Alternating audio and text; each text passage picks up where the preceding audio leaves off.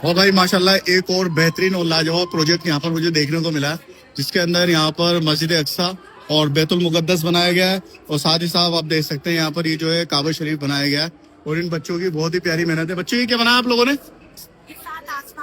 اچھا یہ 7 آسمان کا، واہ دیکھو کتنا اچھا 7 آسمان کا انہوں نے بالکل ہے نا ڈیزائن اس طریقے سے بنایا۔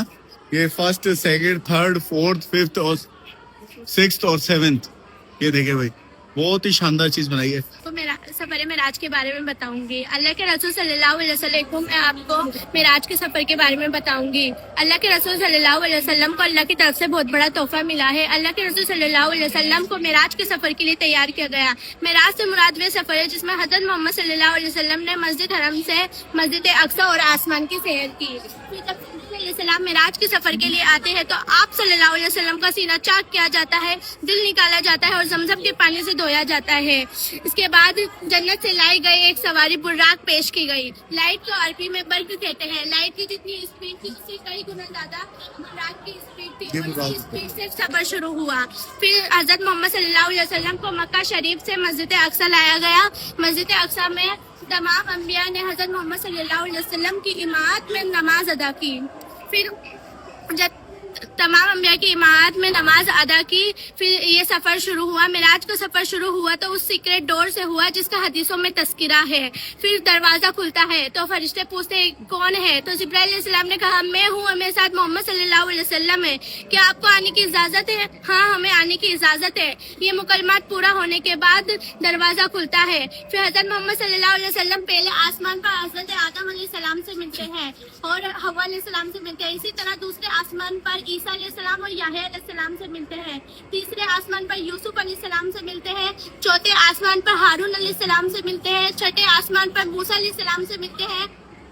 ساتویں آسمان پر ابراہیم علیہ السلام سے ملتے ہیں۔ پھر وہاں سے سدرۃ المنتہا تک پہنچتے ہیں۔ سدرۃ المنتہا ایک بیری کا پیڑ ہے جس سے 4 نہریں نکلتی ہے۔ 2 نہریں دنیا میں جاتی ہے جن کو نیل اور افرات کہا جاتا ہے۔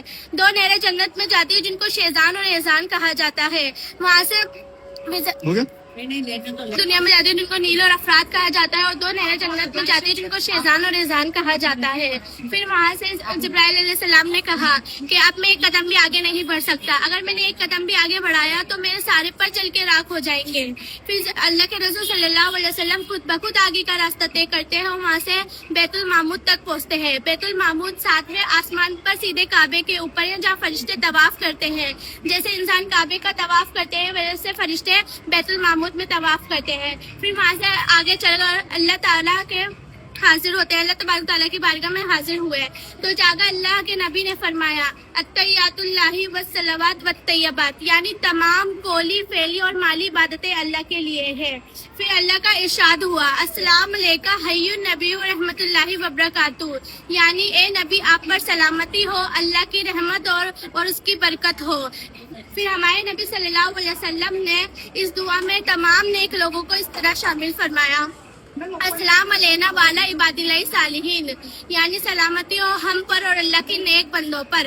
اللہ اور اللہ کے رسول کی ان باتوں کو سن کر تمام فرشتوں کی زبان سے یہ لفظ ظاہر ہوئے ہیں اشہد ان لا الہ الا اللہ و اشہد ان محمد عبدہ و رسولہ، یعنی میں گواہی دیتا ہوں کہ اللہ کے سوا کوئی عبادت کے لائق نہیں، اور میں گواہی دیتا ہوں کہ حضرت محمد صلی اللہ علیہ وسلم اللہ کے نیک بندے اور اس کے رسول ہے۔ اس سے یہ معلوم ہوا ہے کہ جو اتحیات ہم نماز کی دوسری اور چوتھی رکعت میں پڑھتے ہیں وہ اصل میں 3 بڑی ہستیوں کے الفاظ ہیں۔ پھر آپ صلی اللہ علیہ وسلم کو واپس کے راستے میں جنت اور جہنم دکھائی گئی، اور آپ صلی اللہ علیہ وسلم کو 5 وقت کی نماز کا تحفہ عطا کیا گیا جو ہم پر فرض ہے۔ السلام علیکم و رحمۃ اللہ وبرکاتہ۔